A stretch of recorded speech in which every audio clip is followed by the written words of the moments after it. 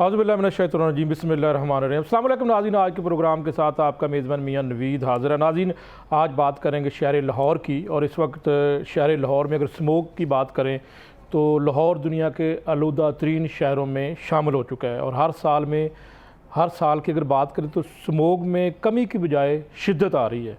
और इस वक्त अगर शहर लाहौर का क्वालिटी इंडेक्स अगर उसको देखें तो जो है वो हाई होता नज़र आ रहा है और इसमें कमी बिल्कुल नज़र नहीं आ रही। तो ऐसी सूरत हाल में स्मोक से कौन से ऐसे नुकसानात हैं जो कि इंसानी बॉडी को हो सकते हैं। ख़ास तौर पर आँखों की बात करेंगे, लोग यही कहते हैं कि जी आँखें इससे मुतासर हो सकती हैं और बहुत सारे लोग शिकायत भी कर रहे हैं। तो इसके ऊपर भी बात करेंगे। और दूसरा, महकमा माहौलियात का क्या काम है, इस मरतबा इसकी रोकथाम के लिए कितना काम किया है, मज़ीद वो क्या कर रहे हैं और इसके ऊपर इसको अभी तक हमने काबू क्यों नहीं पाया। इसके ऊपर जो है वो बड़ी बड़ी कमेटियाँ बन चुकी हैं और हम दावे कर चुके हैं, हर हुकूमत के अंदर हम दावे कर चुके हैं, लेकिन बदकिस्मती ये है कि हम इसको कंट्रोल नहीं कर सके। और इस वक्त कहा जा रहा है कि शहर लाहौर की फ़ज़ा के अंदर अगर सांस लेना है तो वो इंतहाई ख़तरनाक करार दे दिया गया इसको। तो इसके ऊपर बात करते हैं जी। मेरे जो आज के गेस्ट हैं, सबसे पहले मैं तारुफ़ करवा दूँ, डॉक्टर अंदलीब ज़हरा साहिबा असिस्टेंट प्रोफेसर हैं, जनाब अस्पताल लाहौर से आई की स्पेशलिस्ट हैं। डॉक्टर साहब वेलकम आपको प्रोग्राम में कहते हैं। और इसके अलावा अली एजाज साहब डिप्टी डायरेक्टर माहौलियात हैं। अली भाई, आपको भी वेलकम इस प्रोग्राम में। और साथ मौजूद है सामा जहांगीर साहब, लाहौर रंग के नुमाइंदे हैं। अली सामा, आपको भी जो है वेलकम। तो इसके ऊपर बात करते हैं जी, इस वक्त सूरत हाल क्या है। सबसे पहले सामा जहांगीर साहब बताइएगा कि इस वक्त क्या सूरत हाल है। क्वालिटी इंडेक्स की बात बता दें ज़रा, क्या क्या फिगर आपके पास है। सर, जो रवां हफ्ते लाहौर का एयर क्वालिटी इंडेक्स है वो 164 से 160 से कम नहीं आया, उसमें बतदरीज इजाफा होता जा रहा है। आज भी जो है इस वक्त 285 के करीब है, जबकि रात गए तक एयर क्वालिटी इंडेक्स 390 तक जाने का भी पेशन गोई की गई है, जिसकी वजह से लाहौर शहर में सांस लेना इंतहाई मुश्किल हुआ पड़ा है। सांस लेना मुश्किल हो जाता है, आंखों में जलन होती है। लेकिन जो लोग क्या क्या शिकायत कर रहे हैं इसकी वजह से, स्मोक की वजह से शिकायत क्या कर रहे हैं। आप पब्लिक में जाते हैं सर, लोगों को क्या मसला कह रहे हैं कि सांस लेने में मुश्किलात हो रही है, खांसी आ रही है, ठीक है, जबकि जो महकमा तहफ़्फ़ुज़ माहौलियात है वो सिर्फ सब अच्छा की रिपोर्ट दिए जा रहा है, बजाय इसको कि स्मोक पे काबू पाया जाए उसमें दिन ब दिन इजाफा। अली जाज साहब आपके साथ बैठे हैं, इनसे पूछते हैं। लेकिन सबसे पहले मैं डॉक्टर अंदलीब साहिबा से पूछूंगा। डॉक्टर साहब, इसके अंदर जो सबसे ज़्यादा शिकायत हमें जो लोग कर रहे हैं वो कह रहे हैं कि उनकी आंखें मुतासर हो रही हैं और अगर वो बाहर निकलते हैं, ख़ास तौर पर मोटरसाइकिल सवार जो शहर लाहौर के अंदर अपने कामों के लिए निकलते हैं, मोटरसाइकिल एक सस्ती सवारी उसके ऊपर वो जाते हैं, तो उनकी शिकायत यह है कि उनकी आंखों में चुभन आती है। तो ये थोड़ा सा बता दें कि इसीलिए आपको बुलाया कि ये इसका बचना कैसे है और ये कितना ख़तरनाक है। बिल्कुल, जो स्मोक है, आपको पता है कि स्मोक में जो है मुज़िर असरात केमिकल्स मौजूद होते हैं, कार्बन मोनोऑक्साइड मौजूद होती है, जो कि आँखों को भी, जिस तरह बाकी सांस की बीमारियां और बाकी बीमारियां, इसी तरह आँखों में भी जलन का, तकलीफ़ का, सुर्खी का, पानी आने का बायस बढ़ रही है। और हमारे पास आजकल जो है इन मरीज़ों में बहुत ज़्यादा इजाफा हो रहा है। तो हम मरीज़ों को यही एडवाइस करते हैं कि ख़ास तौर पे जो स्मोक के दिन है जिसमें एयर क्वालिटी इंडेक्स जो है वो बहुत ज़्यादा डिस्टर्ब हुआ हुआ है, उसमें बिला वजह लोग घरों से बाहर ना निकलें। कोशिश करें ख़ास तौर पे बच्चों के लिए कि उनको इंडोर स्टे कराएं। इसके अलावा ये है कि आँख को बार बार वॉश करते रहें। जब भी ख़ास तौर पे घर से बाहर से कहीं आएँ घर, तो आँखों को वॉश करें, हाथों को वॉश करें। इसके अलावा अगर आँख में जलन या तकलीफ़ ज़्यादा हो तो फिर ऑप्थेल्मोलॉजिस्ट यानी जो आई स्पेशलिस्ट डॉक्टर है उनसे ज़रूर रुजू करें, ताकि वो देखें कि आँख में स्मोक की वजह से ही एलर्जी हुई हुई है या आँख में इसकी वजह से कोई सेकेंडरी इन्फेक्शंस हो चुकी हैं, ताकि उसका प्रॉपर इलाज किया जाए। डॉक्टर अंदलीब ज़हरा साहब, बताइएगा कि कितना ख़तरनाक है ये, इसको मामूल की बात समझे या आप समझते हैं कि ये एक थ्रेट है और वाकई हमें इसकी जो है वो इससे बचना चाहिए। नहीं, जो स्मोक है वो आँखों को इफ़ेक्ट कर रही है बहुत ज़्यादा। एक तरफ आँखों की तकलीफ़ में भी इजाफा हो रहा है कि आँखों में सुर्खी, जलन, पानी का आना है, लेकिन इसके अलावा जिन लोगों को पहले ही आँखों की एलर्जीज़ हैं उन एलर्जीज़ को ये मज़ीद एग्रवेट कर रहा है, यानी एलर्जी उनमें आँखों में मज़ीद बढ़ रही है, जो और तकलीफ़ का बायस बढ़ रही है। और उसकी वजह से आँखों का जो कॉर्निया है, जो एलर्जी के मरीज़ हैं उनमें कॉर्निया भी मुतासर होता है, जिसकी वजह से आँख की बिनाई को ख़तरा शुरू हो जाए। ये आम बात नहीं है, ये यकीनी तौर पर एक ख़तरनाक बात है। बिल्कुल आपकी तरफ दोबारा आते हैं। अली एजाज साहब, महकमा माहौलियात अब तक कितना काम कर चुका है? स्मोक को कंट्रोल करना तो आपका काम है, तो अभी भी हम कंट्रोल नहीं कर सके। देखें, इसमें दो चीज़ें हैं। स्मोक एक रीजनल फिनोमेना है। अगर आप देखें तो अगर लाहौर ऊपर सबसे आप कह रहे हैं कि उसमें एयर क्वालिटी बुरा है, तो दिल्ली में भी बुरा है। दोनों जो अगर सिटीज़ का डिस्टेंस देखें तो 300-400 किलोमीटर का डिस्टेंस है और ये सारा पैच जो है इस एरिया में स्टबल बर्निंग हो रही है। वो स्टबल बर्निंग इंडियन साइड पे दिल्ली को भी डिस्टर्ब कर रही है, लाहौर को भी डिस्टर्ब कर रही है। ये तो एक रीजनल फैक्टर आ गया। उसके बाद लोकल फैक्टर्स में हमारी ट्रैफिक एक मेजर इशू है। लाहौर में 6 मिलियन गाड़ी चल रही है, जिसमें तकरीबन 4.5 मिलियन 45 लाख के करीब बाइक्स हैं। एक बाइक्स जो 16 बाइक्स हैं वो एक बड़े ट्रक जितना धुआं छोड़ती हैं। तो ये मैसिव नंबर ऑफ़ ट्रैफिक जो चल रही है, इसकी एक स्टडी भी की अर्बन यूनिट ने, जिन्होंने कहा कि 83% शेयर इज़ द ट्रैफिक और बाकी रिमेनिंग फैक्टर इंडस्ट्रीज़ और दूसरी चीज़ें आ जाती हैं। तो इसको देखते हुए गवर्नमेंट ने कुछ 4 महीने पहले से, हमने बल्कि काफ़ी अर्सा पहले से इसके ऊपर इनिशिएटिव लेते हुए स्ट्रिक्ट एक्शन स्टार्ट कर दिया। अब तक अगर आप देखें तो तकरीबन 400 के करीब भट्ठे डिमोलिश किए जा चुके हैं। इस दफ़ा हम सीलिंग की तरफ नहीं जा रहे। जो रिपीटेड वायलेटर हैं, बार बार वायलेटर हैं, हमारे लिए मुश्किल काम है किसी का रोज़गार ख़त्म करना, मगर कोई इसके अलावा हल नहीं है कि हम क्या करें। हमने कोई तकरीबन कुछ 400 के करीब भट्ठे पंजाब भर में डिमोलिश किए हैं। लाहौर के अंदर 3 भट्ठे डिमोलिश किए गए हैं। लाहौर के अंदर लेकिन आपकी बात दुरुस्त है अली जाज साहब, अगर ये सारा कुछ आपने कर दिया है, भट्ठों को बंद कर दिया है और जो धुआं छोड़ने वाली गाड़ियाँ आपने उनके खिलाफ भी क्रैकडाउन कर दिया है, तो फिर कुछ तो फ़र्क पड़ता है पिछले साल की निस्बत।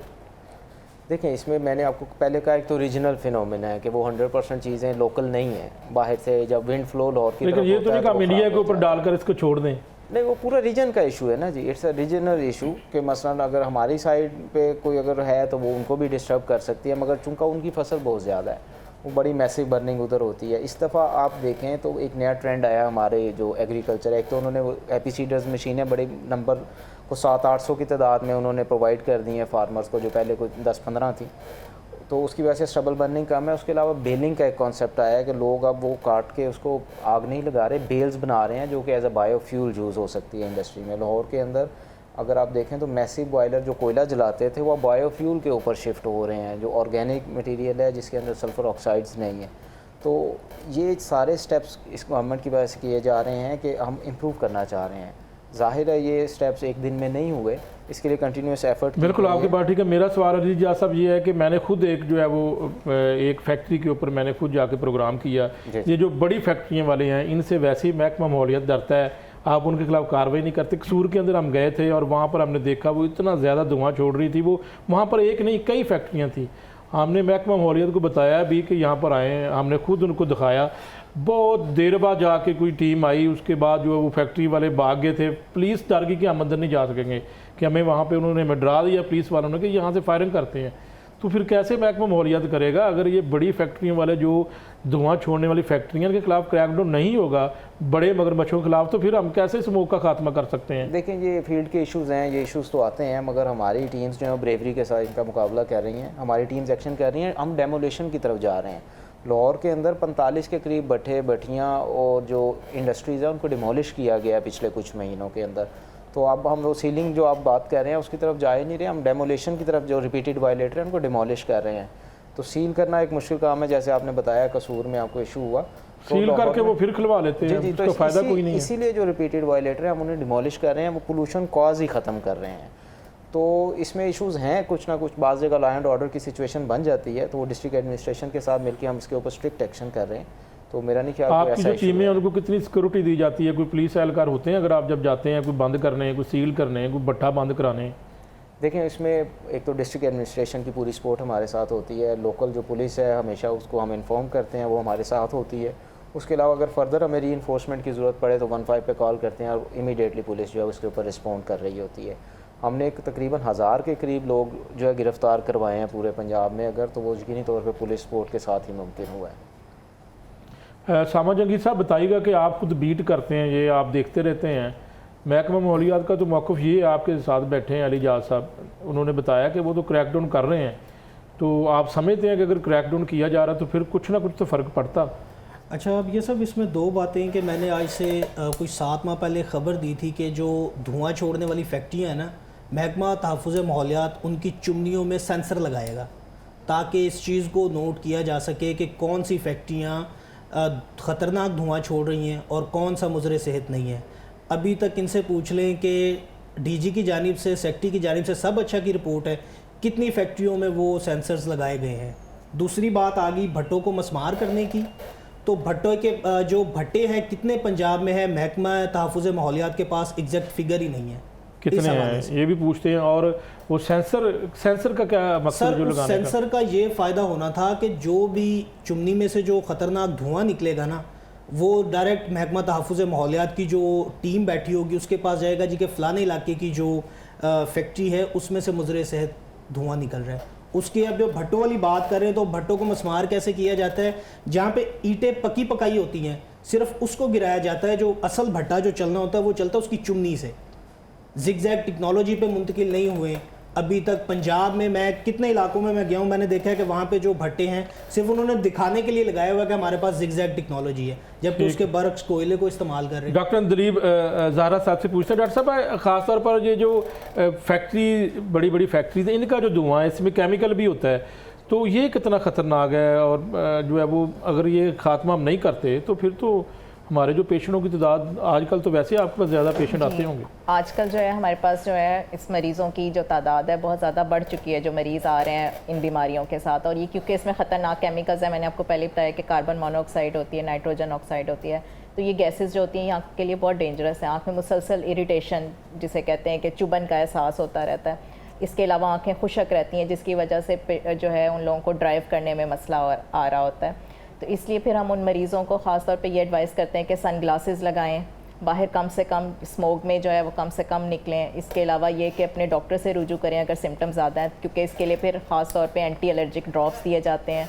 खुशक आँखों के लिए जो है आर्टिफिशियल टीयर्स दिए जाते हैं। फिर हम कहते हैं कि आप ज़्यादा से ज़्यादा पानी का इस्तेमाल करें ताकि टीयर्स की प्रोडक्शन ज़्यादा हो। ऐसे मरीज़ जो बेचारे पहले जिनका ऑपरेशन हो चुके हैं या जो शुगर के पेशेंट हैं और उनकी बनाई भी जो है वो कम है, तो उनके लिए खुदा ना खास्ता ये केमिकल वाला धुआं कितना ख़तरनाक है, जिनके पहले ऑपरेशन कर चुके हैं, लेंस पड़ चुके हैं या कोई ना कोई सर्जरी हो चुकी है। जी, जिन लोगों के ऑपरेशन हो चुके हैं ख़ास तौर पे हम उन मरीज़ों को वैसे भी मना करते हैं कि जब ऑपरेशन करवाया होता है तो उसके बाद आप आँख को रब ना करें, क्योंकि जो होते हैं बग़ैर टाँके का जैसे सफ़ेद मोतिये का ऑपरेशन किया जाता है उसमें मरीज़ को ख़ास तौर पे मना किया जाता है कि आँख को रब ना करें। तो जैसे अब ये स्मोक का बहुत ज़्यादा है स्मोक, तो मरीज़ को मुसलसल इरिटेशन हो रही होती है और वो आँख को रब कर रहा होता है। रब नहीं करना, उससे ये कि खुदा नास्ता ज़ख्म खुलने का। हाँ, वो आम पेशेंट है जिसका कोई ऑपरेशन नहीं हुआ, खा वो ऑपरेशन वाला है, तो रब करना नुकसान है। जी, रब करना नुकसान है। रब करने से ज़ख्म भी बन सकता है। बहुत ज़्यादा रबिंग करने से आँख में अगर कोई चीज़, कोई ज़र्रा आँख में चला गया और आप रब कर रहे हैं तो ज़ख्म हो सकता है आँख में। अरिजाज साहब बताइएगा कि पिछले साल भी हम नंबर 1 पे थे, इस मरतबा भी नंबर 1 पे हैं, कुछ ना कुछ तो कारकर्दगी दिखाएं आप।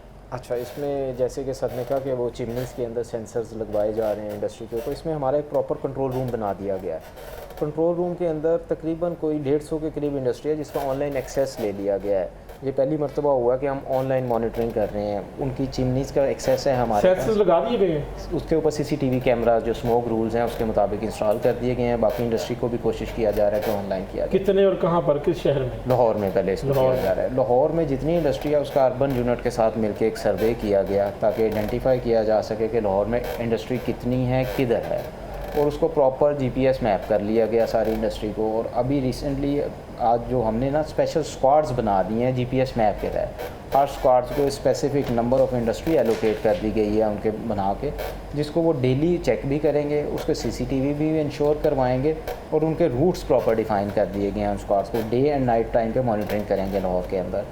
तो ये पहली मरतबा हो रहा है कि स्क्वाड्स को उस कोऑर्डिनेट्स के साथ यूनिट्स एलोकेट कर दिए गए हैं कि वो डे एंड नाइट में उनको मॉनिटर करेंगे और उसका ऑनलाइन फीड अवेलेबल होगा हमारे कंट्रोल रूम में।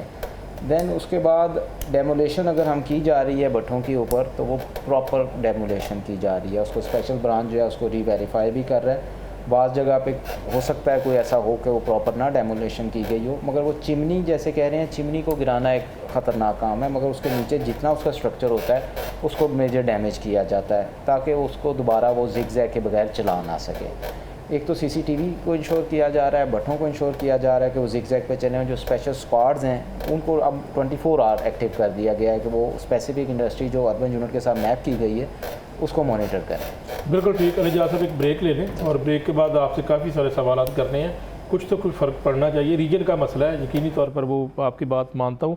नाज़रीन एक ब्रेक लेते हैं और ब्रेक के बाद वापस आते हैं।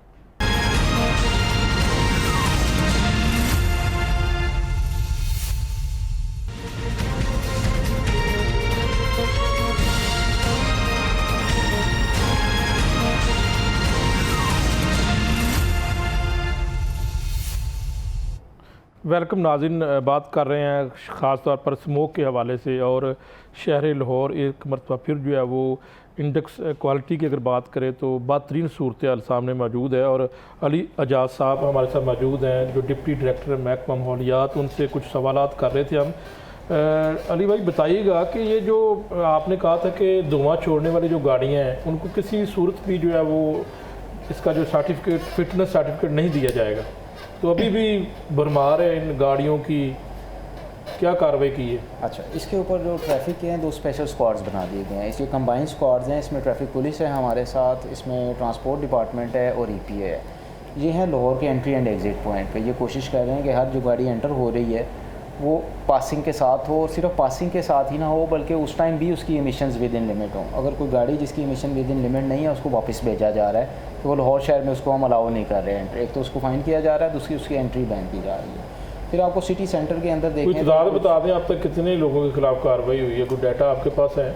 डाटा मैं आपसे शेयर कर देता हूँ, मगर ये it is a massive action जो किया गया। इसमें लाखों के करीब पिछले हफ्ते हमने फ़ाइन किया है, और तकरीबन मेरा ख्याल है कि 100-150 के करीब गाड़ी जो है वो इम्पाउंड की है, बंद भी की है हमने, और मैसिव तादाद में गाड़ियों को वापस भेजा गया है इसके ऊपर। सेकंड, हमने इस दफ़ा ट्रॉलीज़, जो रेत की ट्रॉलीज़ आपने देखी होंगी कि वो जब जाती हैं तो वो रेत गिरती जाती है उनकी, और वो रेत जब फ्यूजिटिव डस्ट में ऐड होती है। तो इस दफ़ा पहली मरतबा हमने रेत की ट्रॉलीज़ का एक डिज़ाइन दिया है, और माइंस डिपार्टमेंट के साथ और डिस्ट्रिक्ट एडमिनिस्ट्रेशन के साथ हमने 25 अक्टूबर तक उन्हें टाइम दिया है ट्रॉलीज़ वालों को कि इसको प्रॉपर जो डिज़ाइन के मुताबिक कवर कर लें, नहीं तो फिर हम इसको अलाउ नहीं करेंगे। इसकी चेक पोस्टें बनाई जा रही हैं लाहौर के अंदर, और 25 अक्टूबर से ये एक्टिव हो जाएंगी ये सारी चेक पोस्टें, कि किसी किस्म की जो रेत की ट्रॉली है वो एज़ पर, जहाँ बिल्डिंग मटीरियल के जितनी भी ट्रॉलीज़ हैं वो एज़ पर स्पेसिफिकेशन ही मूव करेंगी। उसके अलावा ट्रैफिक पुलिस जो सिटी सेंटर के अंदर जो गाड़ियाँ चल रही हैं, आपको मोटरसाइकिल बाज़ दफ़ा नज़र आती है धुआं देते हुए, उसके ऊपर एक्शन कर रही है। फिर सेक्रेटरी RTA के साथ इस दफ़ा एक व्हाट्सएप का नंबर शेयर किया गया है, मैं आपसे भी कोशिश शेयर करता हूँ कि आप डिस्प्ले कर सकें। कोई बंदा अगर देखता है कि वो गाड़ी या मोटरसाइकिल या कोई व्हीकल धुआं दे रहा है, तो वो उसकी तस्वीर उतार के उस नंबर पर भेजेगा, तो यकीनी तौर पे डिस्ट्रिक्ट एडमिनिस्ट्रेशन और ट्रांसपोर्ट डिपार्टमेंट उसके ऊपर एक्शन करेगा। ऐसी काली भेड़ें जो आपके महकमे में मौजूद हैं, और आपको पता है कि रिश्वतस्तानी का सिलसिला जारी रहता है, और किसी फैक्ट्री को सील भी करा दे मीडिया या आपकी टीमें कर भी दें तो फिर वो खुल जाती हैं, फिर वो काम चलता रहता है। देखें, अगर कोई ऐसी चीज़ रिपोर्ट होती है तो उसके ऊपर सीरियस एक्शन लिया जाता है। बाज़ लोगों को टर्मिनेट भी किया गया, किए गए अभी तक? जी बिल्कुल, टर्मिनेट कितने किए गए हैं। लेकिन ये हेडक्वार्टर हमारा देख रहा होता है, और डायरेक्टोरेट ऑफ एडमिन जो है वो इसको देख रहा होता है। सख्त अगर देंगे तो फिर आइंदा कोई नहीं जी करेगा। बिल्कुल ऐसे ही, मगर इसके साथ साथ हम कोशिश कर रहे हैं, जैसे भाई ने कहा कि सेंसर्स लगाए जा रहे हैं चिंगीज़ में, वो हम चाह रहे हैं कि इंट्रैक्शन को कम किया जा सके।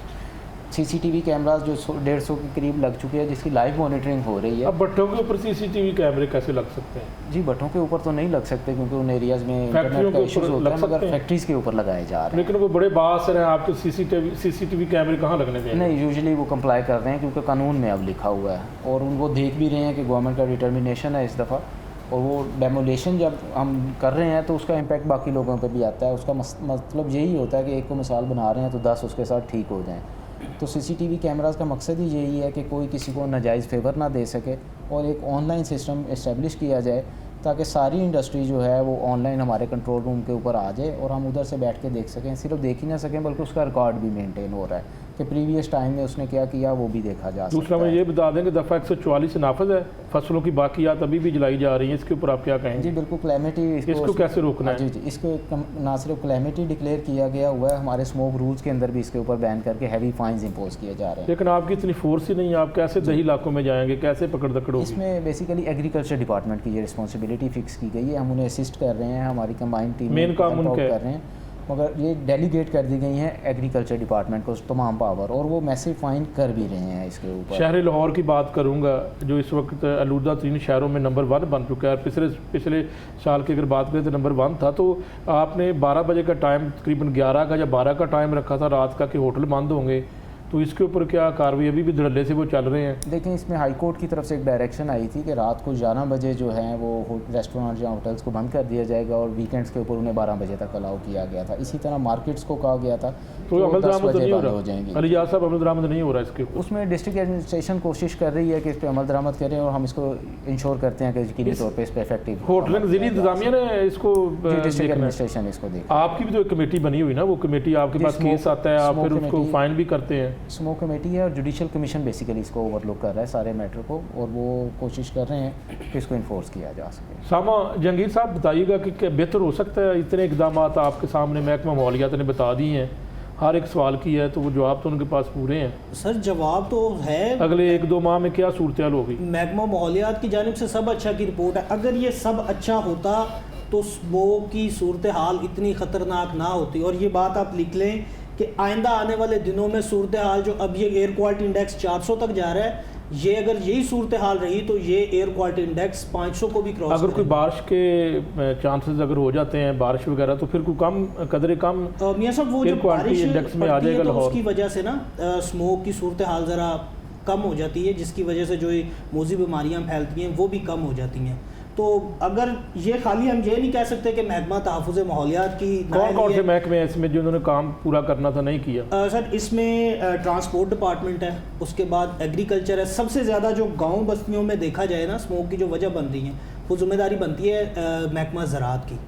तहफ़्फ़ुज़ माहौलियात की जानिब से कमेटियाँ तश्कील दे दी गई हैं जो उनके साथ मिल के काम करेंगी। लेकिन सारे महकमों को लीड कौन करता है? वो तो महकमा माहौलियात ही है ना, मेन किरदार तो महकमा माहौलियात का ही है। जी मियाँ साहब बिल्कुल ऐसा ही है। मेन जो किरदार बनता है ना वो महकमा माहौलियात का ही बनता है, क्योंकि डायरेक्शंस इन्होंने देनी है कि ये चीज़ होनी चाहिए, ये चीज़ नहीं होनी चाहिए। और दूसरा ये है कि आवाम को भी चाहिए कि स्मोक का जो बनने वाली वजह बनने वाली चीज़ है उन पे वो ना उन पे अमल दरामद किया जाए, कूड़े क्रिकेट को आग ना लगाया जाए, फसलों को ना शहरियों का भी फर्ज है, शहरियों का भी फर्ज है कि वो अपनी जिम्मेदारी का मुजाहरा करें। डिपार्टमेंट को हम इल्ज़ाम नहीं दे सकते कि उनकी गलती है, इसमें कहीं ना कहीं किरदार हमारा भी है।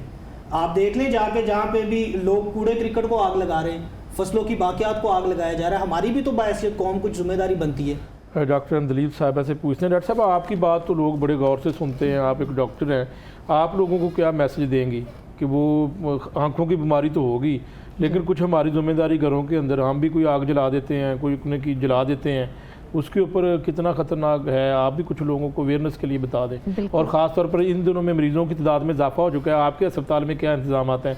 आपके अस्पताल में अगर कोई आना चाहता है, चूँकि आपका शोबा है, आई शोबा है, तो यकीनन ज़रूरत तो पड़ेगी।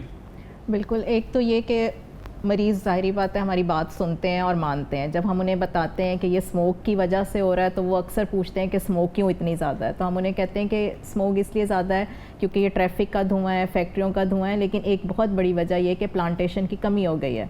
दरख्त आप लोगों के हम पूछते हैं कि आप लोगों ने अपने घर में प्लांटेशन की भी है, कोई दरख्त रखे हुए लगाए हुए हैं, कुछ पौधे वगैरह रखे हुए हैं? अगर नहीं तो आप एक स्टेप उठाएं, आप कम से कम खुद से एक प्लांटेशन तो अपने घरों में स्टार्ट कर सकते हैं। दूसरे फिर हम उन्हें ये बताते हैं कि जैसे स्कूलों में छुट्टी दी जाती है स्मोक के दिनों में ख़ास तौर पे गवर्नमेंट की तरफ से, तो आप बजाय इसके कि बच्चों को घरों के अंदर इंडोर रखें, आप उनको उसके बजाय लेके पार्क्स में चले जाते हैं, उनको बाहर सैरो तफरी के लिए ले जाते हैं, तो वो फ़ायदा तो कोई नहीं है कि आप उन्हें फिर दोबारा स्मोक से। और ख़ास तौर पर बच्चों का बता दें क्योंकि उनमें जो है इम्यूनिटी लेवल बहुत कम होता है। बिल्कुल, छोटे उनकी आंखों का कितना खुदा न खास्ता ख़तरनाक है उनके लिए स्मोक। बिल्कुल, ये जो बच्चों में तो स्मोक की वजह से हमारे पास आ रहे हैं बच्चे आँखों की बीमारियों के साथ भी आ रहे हैं, साथ सांस की बीमारी के साथ, क्योंकि जो दमे के बच्चे हैं, जिन बच्चों में दमा होता है वो दमा भी आजकल बढ़ चुका है, और दमे के साथ सांस का मसला भी होता है और आंखों में भी एलर्जी होनी शुरू हो जाती है, वो भी एलर्जी भी बढ़ रही होती है जिसकी वजह से बच्चों में बहुत तकलीफ बढ़ गई। और यकीनन आंखों के साथ जो दमे के मरीज पहले मौजूद हैं सोसाइटी में, उनको भी बहुत केयर करनी होगी। उनको केयर करनी होती है। और दूसरी बात यही है कि इसकी वजह से दमे के अटैक्स बढ़ रहे हैं, जो एक दमे का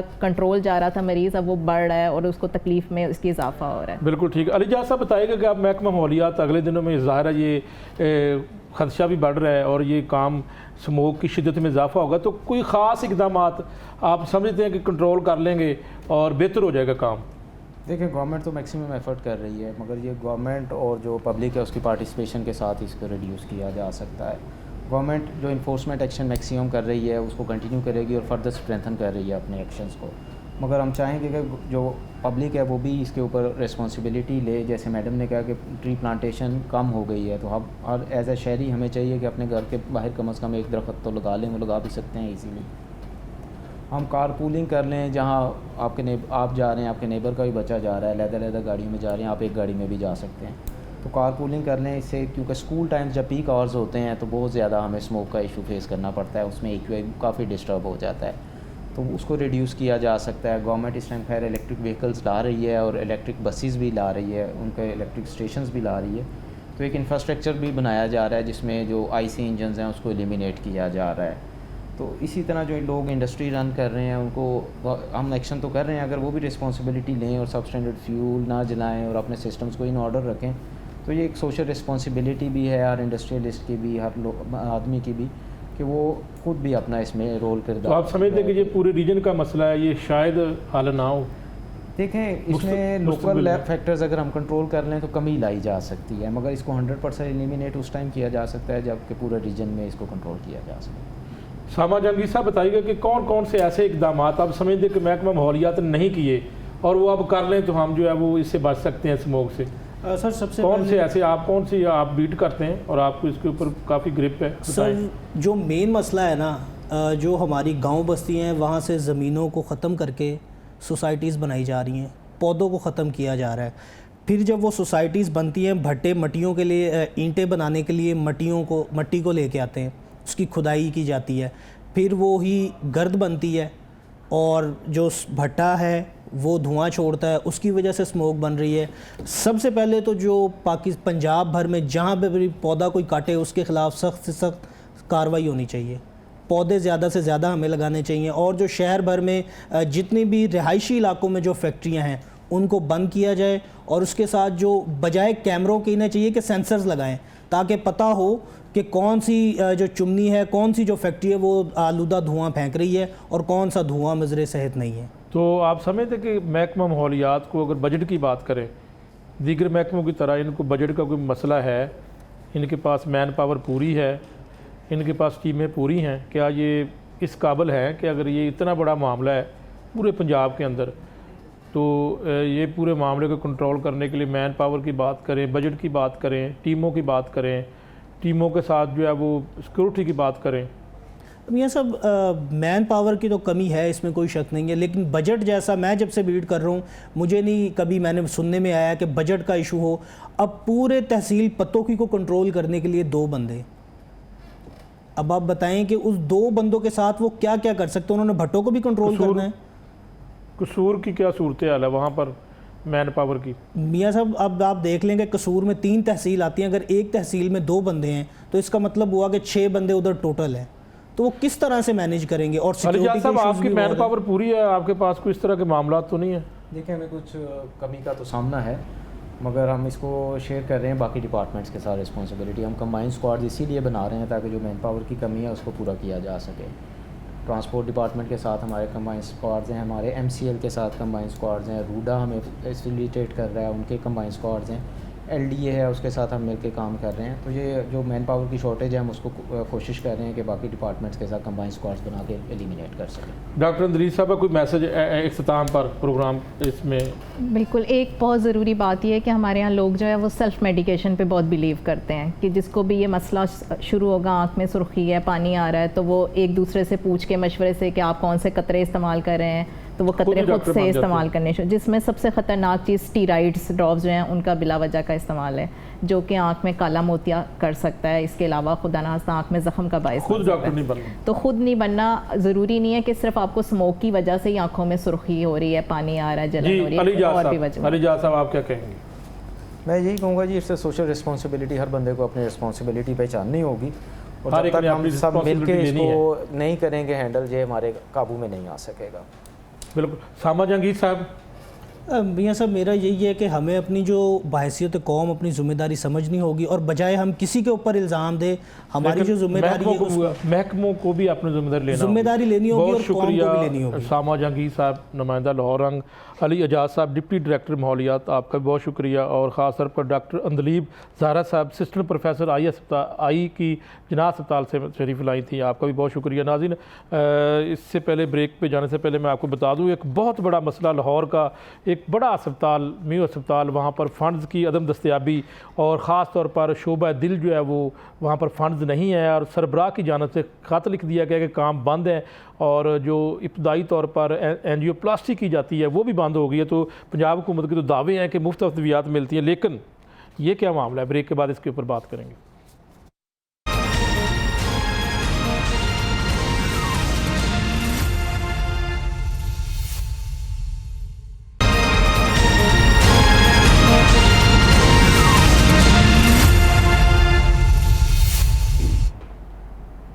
वेलकम नाज़रीन। नाज़रीन, म्यू अस्पताल की अगर बात करें तो ना सिर्फ पाकिस्तान का बल्कि पाकिस्तान का, पंजाब का, लाहौर का सबसे बड़ा अस्पताल है। लेकिन यहाँ पर मामला ये पेश आया कि जो है वो म्यू अस्पताल के जो हेड ऑफ डिपार्टमेंट हैं कार्डियोलॉजी के प्रोफेसर डॉक्टर इमरान वहीद साहब की जानिब से जो है वो एक ख़त लिखा गया चीफ एग्जेक्टिव म्यू अस्पताल को कि इस वक्त फ़ंड्स नहीं है और तमाम जो है वो प्रोसीजर्स ख़ास तौर पर प्राइमरी एंजियोग्राफी और एंजियोप्लास्टी का जो है वो काम बंद हो चुका है। और इस हवाले से ये भी उन्होंने बता दिया कि आइंदा जो मंडे है उस दिन से, बल्कि इसमें यह कहा गया कि काम इस वक्त जो है वो म्यू अस्पताल में बंद है। और मैं ये बता दूं कि PIC के अलावा अगर लाहौर की बात करें तो दिल का सबसे बड़ा अगर सेंटर है तो म्यू अस्पताल का सेंटर है। वहाँ पर फ़ंड्स कहाँ गए और ये किसकी गलती है, क्या फ़ंड्स हैं या नहीं है, तो इस मामले के ऊपर पूरी बात करते हैं। बहुत बड़ा म्यू अस्पताल एक बड़ा अस्पताल है और यहाँ पर यकीनी तौर पर जो है वो ये मामला एक संगीन मामला है। इस मामले को किस तरह ये हल किया जा रहा है, क्या मामला है इसके ऊपर, तो आज के जो गेस्ट हैं मैं उनका तारुफ करवा दूँ। इस पूरे मामले के ऊपर बात करने के लिए मेरे साथ मौजूद है डॉक्टर अहमद कमाल गुज्जर साहब, YDA रहनुमा म्यू अस्पताल। उसके साथ लाइन पर होंगे डॉक्टर मकसूद जहाद साहब जो कि PMA पंजाब के सदर हैं, और हमारे साथ डॉक्टर फैसल मसूद साहब MS म्यू अस्पताल हमारे साथ मौजूद होंगे। उनसे भी बात करेंगे कि ये क्या मामला है। मोहसिन अलवी साहब जो है वो लाहौर रंग नुमाइंदा लाहौर रंग और एंकर पर्सन भी हमारे साथ मौजूद होंगे, इनसे बात करेंगे। सबसे पहले मोहसिन अलवी, ये क्या मामला है? बहुत शुक्रिया मियां साहब। सबसे पहले तो म्यू अस्पताल, जैसे आपने बताया कि PIC के बाद ये बड़ा अस्पताल है जहाँ पर कार्डियोलॉजी के हवाले से सहूलियत फराहम करने का दावा किया जाता है। कैथ लैब है, यहाँ पर एक कैथ लैब है और इसके अलावा 2 CCU हैं और एक कैथ लैब और बनाने की जो है CCU बनाने की जो तैयारी की जा रही थी। लेकिन सूरत हाल ये है कि 7 अस्पताल इसके साथ न सिर्फ मुल्हिक हैं बल्कि पूरे लाहौर के और पूरे पंजाब के, ये PIC के बाद यहाँ पर ये दावा किया जाता है कि सबसे ज़्यादा इलाज की सहूलियत है दिल के हवाले से। लेकिन सूरत हाल ये है कि अब 1 हफ़्ते से ज़्यादा हो गया। जिस खत की आपने बात की है उसमें बताया गया है कि कल यानी 21 तारीख से सहूलियत बंद कर दी गई है। कि हकीकत यह है कि 1 हफ़्ते से तमाम इलाज की दिल के हवाले से सहूलियत बंद है। जो एंजियोग्राफी है वो नहीं की जा रही, एंजियोप्लास्टी यहाँ पर नहीं हो रही, जो हार्ट सर्जरीज है वो नहीं हो रही। तमाम छोटे बड़े काम जो हैं वो सिर्फ ये हो रहा है कि डॉक्टर अगर किसी को चेक करना चाहता है तो वो चेक करके नुस्खा लिख के दे सकता है, इसके अलावा कुछ नहीं हो रहा। जो छोटी छोटी चीज़ें हैं, डिस्पोजेबल्स हैं, वो वहाँ पर मौजूद नहीं है। 60 करोड़ का बजट है इस पूरे डिपार्टमेंट का, और वो 60 करोड़ का बजट कहाँ गया, कहाँ लगाया गया, LP की गई, किस मद में की गई, किसको दिया गया। सूरत हाल ये पंजाब हुकूमत ने नहीं दिए या फंड्स में कोई खुर्द बुर्द है, खुदा न खास्ता फंड्स कहाँ गए? फ़ंड्स दिए गए, लेकिन जो इस डिपार्टमेंट के हेड हैं उनको भी नहीं पता कि फ़ंड्स कहाँ गए हैं। प्रोफेसर साहब जिनकी आपने बात की है उनको भी नहीं पता। उन्होंने ख़ुद पूछा जाके डिपार्टमेंट से कि भाईजान मेरे जो फ़ंड्स आए थे वो कहाँ पर गए हैं, इलाज के लिए मेरे पास पैसे नहीं है, 60 करोड़ रुपए का बजट है, वो 60 करोड़ कहाँ पर गया। अब उसको जस्टिफाई करना मुश्किल है क्योंकि एक कैथ लैब है, उसको आप 24 घंटे भी चलाएं तो 60 करोड़ का बजट 1 साल में ख़त्म नहीं होता आपसे। उसमें आप कितना को लोगों को जो लेकिन हम बात कर लेते हैं डॉक्टर फैसल मसूद साहब, प्रोफेसर ऑफ आर्थोपेडिक जो है कि म्यू अस्पताल के चीफ ऑपरेटिंग ऑफिसर भी हैं, जिनको MS भी कहा जाता है, वैसे मौजूद है। डॉक्टर साहब कैसे हैं आप? जी अस्सलाम वालेकुम। जी वालेकुम सलाम। डॉक्टर साहब कैसे हैं आप? आपकी दुआएं सर। अल्लाह का शुक्र। डॉक्टर साहब बताइएगा कि ये क्या मामला है जो प्रोफेसर डॉक्टर इमरान वहीद साहब की जानिब से लिखा गया खत, तो ये मामला क्या है? अच्छा, ऐसा है कि सर ये खतो किताबत अमूमन सरकारी तौर पे चलती रहती है, जिसमें HOD जो है ना अपने दरपेश मसाइल को ज़हन में रखते हुए अस्पताल की इंतजामिया को आगाह करता है। इस सिलसिले में हमारी कल भी एक फौरी मीटिंग हुई, आज भी हुई, और इवन हेल्थ डिपार्टमेंट में हमारी 2 मीटिंग्स हुई जिसमें इवन हेल्थ सेक्रेटरी साहब, स्पेशल सेक्रेटरी साहब भी मौजूद थे, और उन तमाम अवामिल को डिस्कस किया गया जिनकी वजह से कोई ऐसा तातुल आ सकता है। और फिर फौरी हमने इंश्योर किया कि ये सहूलियात जो गरीब मरीजों के लिए बहुत बड़ी उम्मीद होती है उनको जारी रखा जाए, और इस खबर के तवस्सुत से जो भी रिक्वायर्ड हमें एक्शन चाहिए थे उनकी हमें ना सिर्फ आज डायरेक्शंस मिली हैं बल्कि इस अमल को यकीनी बनाया गया कि कल से ये तमाम चीज़ें मुसलसल चलेंगी इंशाल्लाह। और हेल्थ डिपार्टमेंट और जो हमारा वज़ीर आला पंजाब साहब है उनकी डायरेक्शन और विजन की तनाजुर में इन तमाम सहूलियात को इंशाल्लाह म्यू अस्पताल में गरीब मरीजों के लिए दिन रात अवेलेबल किया जाएगा और किया जा रहा है। लेकिन अभी तो ये सहूलियात बंद है इस वक्त। अगर कार्डियोलॉजी की बात करें तो इस वक्त तो जो है वो एंजियोप्लास्टी जो कि बहुत ज़रूरी है और इब्तदाई तौर पर की जानी चाहिए, लेकिन जो है वो एक ख़त लिखा गया उसके बाद अभी तक, तो आज की अगर बात करें तो यहाँ पर इसका इलाज मुआवजा नहीं हो रहा। और कब तक शुरू होगा? कल से इंशाल्लाह। मैंने अर्ज किया ना कि हमारी इस सिलसिले में सुबह से लेकर अब तक 3 मीटिंग्स हुई हैं और इस बात को यकीनी बनाया गया कि कल से ये सर्विस शुरू हो जाए और उसमें जो छोटे मोटे ऐसे तकनीकी मराहल थे उनको दूर किया गया है। प्रोक्योरमेंट के प्रोसेस और इन चीज़ों को सबको तफसीली तौर पर डिस्कस किया गया है और महकमा सेहत की डायरेक्शन की मौजूदगी में इंशाल्लाह हम इन तमाम अवामिल को बुरुए कार लाते हुए और गरीब मरीजों के लिए कल से ये तमाम सर्विस शुरू हो जाएंगी। कल से तमाम सर्विस शुरू हो जाएगी। डॉक्टर साहब साथ ही रहिएगा, मैं यहाँ पर जो है वो डॉक्टर अहमद कमाल गुज्जर साहब हमारे साथ मौजूद है। डॉक्टर साहब इस वक्त MS साहब मौजूद हैं, वो कह रहे हैं कि मामला हल कर लिया गया है, नो डाउट एक ख़त लिखा गया है, लेकिन इस वक्त मामला हल हो चुका है। मैं यहाँ पर मियाँ साहब वैसे बड़े दुख के साथ बैठा हूँ कि आपको मैं कल की ही आपको ख़बर दे देता हूँ कि हमारे ही डॉक्टर म्यू हॉस्पिटल के डॉक्टर के पास एक इज़्ज़त और एक ये होता है कि कोई अगर अपना आता है तो उसको वो ट्रीटमेंट दे सके। कल उसकी पुप्पो को MI हुआ, वो उसको यहाँ पे लाया गया, सिर्फ यहाँ पे ECG हुई और उसको कहा गया कि यार फ़ौरन इसको शिफ्ट करो। हमने PIC खुद शिफ्ट करवाया, वहाँ पे रब्ता करके सारा कुछ करवा के मैं आपको मैसेजेस बल्कि सबूत दे सकता हूँ कि ये सारी चीज़ें हुई। और ये तो एक लेटर है, लेटर इतने ज़्यादा हैं, मैं आपको सारे शेयर भी किए और बाकी भी कर दूंगा कि जो डायरेक्टर एमरजेंसी हैं डॉक्टर आदिल, वो पिछले एक हफ्ते से लिख रहे हैं कि ये चीज़ें नहीं आ रही। ये अभी मेरे पास कहते हैं कि कार्डियोलॉजी के अलावा भी मामला था। कार्डियोलॉजी क्या पूरा अस्पताल बंद पड़ा मियाँ साहब। मसलन फॉर एग्जांपल मैं बता रहा हूँ, ये मेडिसिन की मेरे पास एक छोटी सी लिस्ट है, बाकी तो मैं शेयर करता हूँ आपको। यहाँ पे सारी नॉन अवेलेबिलिटी की डिप्टी ड्रग कंट्रोलर जो एमरजेंसी है उसने साइंस स्टैम्प के साथ इनको रेफ़र की हुई है। ऐसे और कई लेटर्स हैं जो आपको शेयर भी कर दिए गए हैं, आपको देख लीजिएगा खुद। यूरोलॉजी से मैं बिलोंग करता हूँ, जो मैं एज ए PGR वहाँ पे काम कर रहा हूँ। हमारी पिछले एक हफ्ते से लिस्टें नहीं हो रही। हमारे प्रोफेसर ने, आपका क्या मसला क्या है? फंड्स नहीं है क्या? सामान ही नहीं है। आपको क्या बताऊं मैं, ब्लेड्स नहीं है, कोई जो है सूचर्स नहीं है, कोई ग्लव्स नहीं है, सर्जिकल ग्लव्स नहीं है। हमारा जो सबसे ज़रूरी होता है ब्लडर वॉश करने के लिए सिरिंज तक, वो तक नहीं है। फोली जो डाली हमने इमरजेंसी में वो नहीं है। इंतजामिया को आगाह किया? इंतजामिया को आगाह क्या करना है? मैं मेरी सर से मुलाकात हुई MS साहब से, उन्होंने कहा कि एक हफ्ता जो है ना हम ये सारी चीज़ें करेंगे। उसके बाद CO साहब से हुई, उन्होंने कहा फंड्स पंजाब हुकूमत की जानिब से नहीं दिए गए या फंड्स मसला क्या है, हमें थोड़ा सा समझा। मैं सिर्फ इस बात पे सिर्फ यही कहूँगा कि म्यू अस्पताल पे शायद जन्नत का साया है कि हर चीज़ गायब हो गई है। पिछले 6-8 महीने से हर चीज़ गायब हो गई है।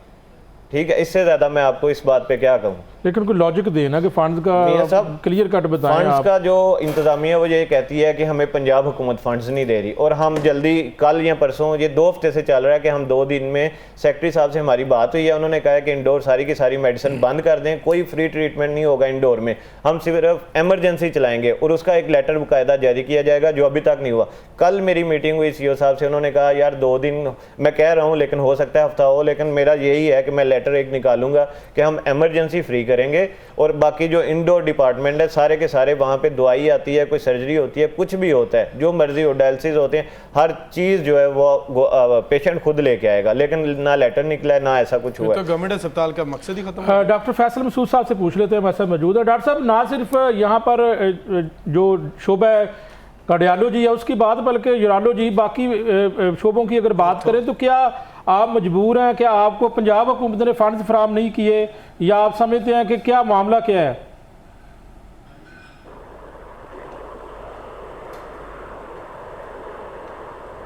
डॉक्टर फैसल मसूद साहब साथ हैं?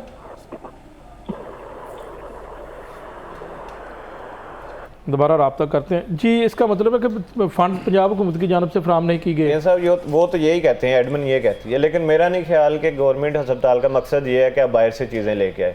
मैं एमरजेंसी की आज भी पर्चियाँ दिखा देता हूँ, मैं पिछले 2 हफ्तों की इंडेंट बुक्स आपको दिखा देता हूँ। यहाँ पे हर चीज़ NA नॉट अवेलेबल करके भेजी जा रही है। हर सर्जिकल टावर, इतना बड़ा टावर है, वहाँ पे वार्ड्स हैं, 4 वार्ड हैं सर्जरी के, ठीक है, वहाँ पे कम से कम 60-60 मरीज़ होते हैं। हर चीज़ डेली की हर चीज़ बाहर से मंगवाई जा रही है।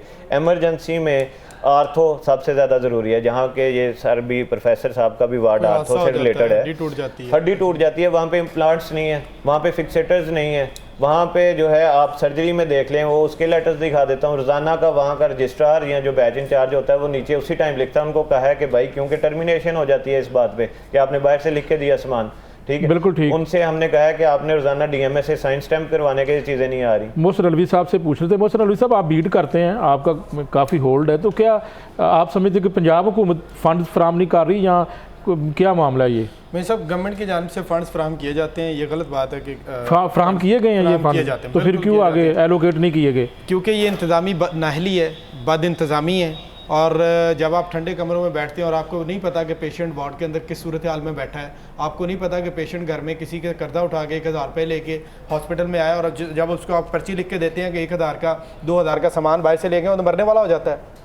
गवर्नमेंट अस्पताल का तो मकसद ख़त्म हो गया अगर आप वहाँ पे उसको फ्री इलाज नहीं दे रहे। जो लोग गवर्नमेंट अस्पताल में जाते हैं, इट्स मीन कि वो बिल्कुल, मैं यहाँ पर जो है वो डॉक्टर मकसूद ज़ाहिद साहब मौजूद हैं जो कि न्यूली इलेक्टेड PMA पंजाब के सदर हैं। उनसे पूछ लेते हैं। डॉक्टर साहब बताइएगा, डॉक्टर मकसूद साहब बताइएगा, मेयो अस्पताल एक बड़ा अस्पताल है, ना सिर्फ पाकिस्तान का बल्कि पंजाब का, बल्कि लाहौर का एक बहुत बड़ा अस्पताल है, लेकिन एक पुराना कार्डियोलॉजी का सेंटर इस वक्त फंड्स की अदम दस्तियाबी की वजह से बंद पड़ा है। एक प्रोफेसर ने जुर्रत की और ख़त लिख दिया इंतज़ामिया को। अब इसके ऊपर आप क्या कहेंगे? इस वक्त वहाँ पर प्राइमरी एंजियोग्राफी या एंजियोप्लास्टी नहीं हो रही। थैंक यू वेरी मच मियाँ साहब। सबसे पहले तो मैं प्रोफेसर इमरान भाई साहब का शुक्रिया अदा करता हूँ कि जिन्होंने जुर्रत करके इतना बड़ा लेटर लिखा। दूसरी बात, मैं ये जो आपके तवज्जो से ये पर बात करना चाहता हूँ कि MS साहब ये बताएं कि ये सेहत सहूलत प्रोग्राम पे जो प्रोसीजर हो रहे हैं मेयो हॉस्पिटल में, उसके फंड किसको जा रहे हैं? जो स्टेट लाइफ से पैसे आते हैं वो तो होने तो चाहिए थे कि उस पैसे से ये मेडिसिन भी खरीदी जा सकती थी, उसमें ये प्राइमरी PCI भी हो सकती थी, उसमें एंजियोग्राफी भी हो सकती थी, उन पैसों में एंजियोप्लास्टी भी हो सकती है, उसमें बाईपास भी हो सकता था। और जैसे यूरोलॉजी के हमारे दोस्त डॉक्टर अहमद गुज्जर साहब ने फरमाया कि यूरोलॉजी में डिस्पोजेबल सिरिंज ब्लड वाल सिरिंज तक नहीं है, तो ये MS साहब को ये पूछना चाहिए कि जो फंड आ रहे हैं जो सेहत सहूलत प्रोग्राम के सारे पेशेंट जो टीचिंग हॉस्पिटल में आजकल ऑपरेट होते हैं, उनके फंड इनके पास सारे आते हैं, तो इनको क्यों नहीं यूज करते? इसमें तो गवर्नमेंट से पैसे लेने की जरूरत ही नहीं पड़ेगी।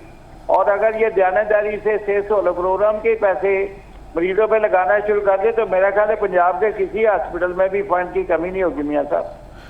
तो ये मैं फिर ये गुजारिश करना सेहत सहूलत कार्ड के जो फंड्स हैं, क्या वो फंड्स अलग से होते हैं? वो यही फंड्स होते हैं, यहाँ से वो इस्तेमाल किए जाने होते हैं?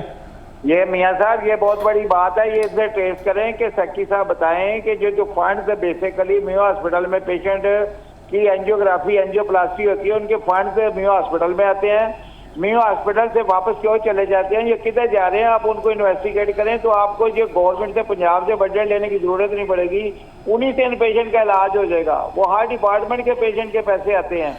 डॉक्टर फैसल मसूद साहब साथ हैं, जो है वो डॉक्टर ज़ाद साहब, डॉक्टर फैसल मसूद साहब साथ हैं, MS है, उनसे मैं यही सवाल करता हूं कि डॉक्टर फैसल साहब बताइए कि सेहत सहूलत कार्ड के ऊपर आप जो है वो ट्रीटमेंट शुरू कर दें, वो पैसे तो आपके पास मौजूद हैं।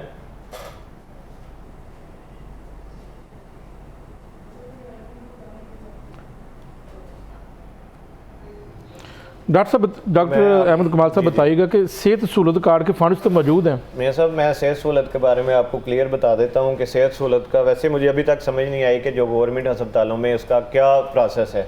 उसमें यह है कि जो भी हॉस्पिटल में मरीज़ एडमिट होता है उसको हम परफार्मा फिल करके देते हैं। हज़ारों परफार्मे मेरे वार्ड में मैंने अपने हाथों से फिल किए हैं। रोज़ाना हर वार्ड्स में होते हैं, हर चीज़ हमें बताई जाती है, जैसे गवर्नमेंट ने पोर्ट्रे किया हुआ है कि हर चीज़ उसके ज़रिए आएगी, लेकिन मेरा नहीं ख्याल कि कोई इसके ज़रिए आती है। उसके जो शेयर्स हैं वो आज तक डॉक्टर्स को मेयो हॉस्पिटल में नहीं मिले। मरीज़ तो मरीज़ है, डॉक्टर्स को भी जो शेयर्स मिलने थे वो भी नहीं मिले, उनका भी नहीं पता कि वो पैसे कहाँ गए। वो यही कहा जाता है कि लिस्ट बन रही है, आ जाएगी, 1.5 साल से पिछले से कोई सारा क्या मामला है? ये इसमें क्या मामला है ये सारा? इसमें सारा मामला तो वही है, मैंने पहले कहा था कि मेयो अस्पताल पे जन्नत का साया है। जिन्नात का साया है, समझ आए बात है, आप समझ आए, बहुत ज़्यादा बेहतर है। इसमें ये जो आप बात कर रहे हैं ना सेहत सहूलत प्रोग्राम की, इस पर मैंने पिछले दिनों थोड़ा सा काम किया था, लेकिन जो बड़ी की पर्सन हैं उन्होंने मुझे बताया कि गवर्नमेंट अंदर की बात ही उन्होंने बताई off the record. Doctor Faisal Masood साहब साथ हैं जी, MS मेयो अस्पताल। डॉक्टर साहब, सवाल सिर्फ ये छोटा सा है कि सेहत कार्ड प्रोग्राम के पैसे तो मौजूद हैं और सेहत सहूलत कार्ड चल रहा है, तो उसके ज़रिए क्यों नहीं ये प्रोसीजर शुरू किए जा रहे, खास तौर पर कार्डियोलॉजी के? जो मैक्सिमम है ना वो कार्डियोलॉजी सेहत सहूलत पे है, और हमारा सिर्फ ना मेयो की कुछ बुनियादी प्रॉब्लम है सर। हमारा AAA अकाउंट नहीं है सर, और उसके लिए मैडम जो हमारा ऑटोनॉमी बोर्ड होता है उसकी भी आज बात हुई है। मैंने कहा ना कि आज उसकी मीटिंग में बहुत सारे फैसले हुए हैं। उन्होंने कहा कि आपको ऑटोनॉमी बोर्ड, हमारी एडमिट कमेटी के आज डिसीजन हुए हैं, क्योंकि ये फंड मेयो खुद डायरेक्ट नहीं यूज कर सकता। ये बात बिल्कुल सही है कि हमारे सबसे ज्यादा जो कार्डियोलॉजी का कवर है से सहूलत पे उसी का है और ये सबसे अच्छा डिपार्टमेंट जा रहा है। और आपके फंड्स वापस चले जाते हैं, ये बात सामने आई है कि जो सेहत सहूलत कार्ड के लिए मुख्तस फंड्स है वो वापस चले जाते हैं। वापस नहीं चले जाते, वो है न्यू के अकाउंट में, लेकिन उसका एक मैकेनिज्म है जिसको आज इंशाल्लाह और कॉल किया गया है एडमिन कमेटी के थ्रू, उनको उन तमाम तकनीकी मामला को देखा गया है जिसके जरिए इंशाल्लाह आएगा। अभी तो हमने उसको चाहा है कि ये कल से सारा मामला शुरू हो जाए। मेरी अभी प्रोफेसर ऑफ कार्डियोलॉजी से बात हो रही थी और जो निशानदेही की है YDA ने, हम उसको भी पॉजिटिवली ले रहे हैं। और म्यू की सबसे बड़ी इमरजेंसी है, म्यू पहला हॉस्पिटल है जिसने रिवैम्पिंग का सारा प्रोसेस वक्त में मुकम्मल किया।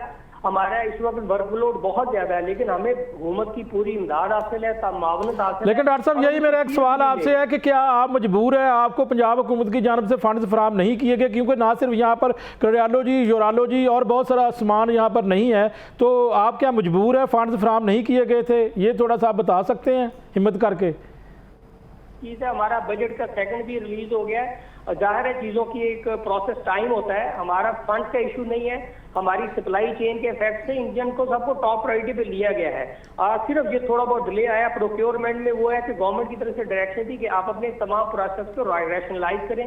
इसकी आज हमने ब्रीफिंग दे दी है हेल्थ सेक्रेटरी साहब को, स्पेशल सेक्रेटरी साहब को, और उनकी डायरेक्शन वहीं थी देर एंड देन के तमाम अवामिल को दूर किया जाए और मरीजों की जो। और ये बता दें बस कब तक ये ठीक हो जाएगा मामला, ये बता दें कि ये खास तौर पर इंशाल्लाह हमारा कार्डियोलॉजी पूरा फंक्शन करेगा। वो अभी कार्डियोलॉजी डिपार्टमेंट एक अपनी क्लैरिफिकेशन भी दे रहा है। बाकी जो यूरोलॉजी और दूसरे मसाइल हैं उनको वो भी देखें सर, इसमें हॉस्पिटल ने अपना टॉप अप मेडिसिन से इसको कवर करने की कोशिश की है। हमारा लोन सिस्टम है, हम इसको बड़ा देख रहे हैं। कुछ चीजें हैं जैसे चेस्ट इलेक्ट्रोड्स हैं, ECG इलेक्ट्रोड्स हैं, वो चीजें नहीं आ रही, तो हमने उसके लिए भी ड्रैब को और उनको खत लिखे हैं कि हॉस्पिटल की मावनत की जाए। ये नहीं है कि इन तमाम अवामिल से हॉस्पिटल बेखबर है। बिल्कुल डिपार्टमेंट, हॉस्पिटल और वज़ीर आला हमारे तमाम ऑफिस बिल्कुल कल तक का आपने वादा किया है, बिल्कुल कल तक का आपका वादा किया। लेट्स सी, इसको देखते हैं। अहमद इकबाल गुज्जर साहब, आप प्रोग्राम का टाइम खत्म हो गया, आप कुछ कहना चाहते हैं? मैं तो ये शुक्रिया मियाँ साहब आपका अदा करना चाहता हूँ कि चलो कल जैसे MS साहब ने कहा है कि कल सारी चीजें आ जाएंगी, इंशाल्लाह बेहतर होगा, इंशाल्लाह फिर दोबारा प्रोग्राम हाजिर है। यहीं होंगे, आप भी यहीं होंगे। बहुत शुक्रिया डॉक्टर अहमद कमाल गुज्जर साहब, YDA रहनुमा म्यू अस्पताल। मोहसिन अलवी साहब जो है वो नुमाइंदा लाहौर रंग एंकर पर्सन, बहुत शुक्रिया मोहसिन अलवी साहब आपका। और हमारे साथ लाइन पर मौजूद थे डॉक्टर मकसूद जायद साहब, PMA पंजाब के सदर, उनका भी बहुत शुक्रिया। तो नाज़रीन, आज के प्रोग्राम में हमने एक बहुत बड़ा अस्पताल म्यू अस्पताल, उनका जो मामला उठाया, उजागर किया, और मकसद तो यही था कि इसको हल होना चाहिए, क्योंकि फ़ंड्स की अदम दस्तियाबी है, पंजाब हुकूमत ने फराहम नहीं किए या क्या मामला है, तो इसके ऊपर भी बात की और स्मोक के ऊपर भी बात की। तो आज के प्रोग्राम में इजाज़त चाहता हूँ, इंशाल्लाह अगले प्रोग्राम में हाज़िर हूँगा। तब तक के लिए अल्लाह हाफ़िज़।